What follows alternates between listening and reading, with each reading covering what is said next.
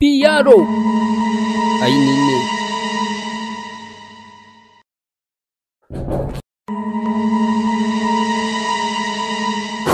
Yawwa, Mema, gaskiya ni koko na zo ne kawai a ɗaga auren nan kawai.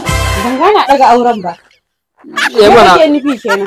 To duk abubuwa na rayuwa sun yi tsada da yawa kuma ni gaskiya kawai dai a ji a samu su. Ban gane gaskiya a ɗaga kai kawai a ɗaga aure ba. Daman ka san yaudara ta za ka yi kai ka bari sai da aka sa mana rana za ka zo ka ci a ɗaga aure. To ba haka bane kin ga wallahi yanzu ce fa ne wahala yayi yawa kuma gashi shinkafa ya tsada ga wake ma wallahi da yanzu sun daina jituwa gaskiya ni kawai a daga lokacin. To kai tsaya tukunna yanzu ya kake so ai?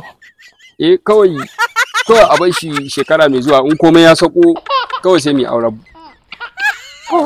Ikon Allah. To shikenan. Tunda kake so ai sai a je gurin umma ayi magana ka je ka same ta amma ni kam wallahi ba ni da bakin da zan je in same ta ni magana da ita.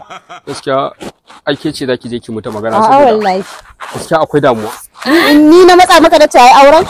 To amma duk da ni na matsu dai ai duk da haka dai ai ya. To wallahi in dai har kana so a daga auren nan ko sai dai a fasa yin auren nan ba ni ba kai. Sai dai in nema wani wallahi.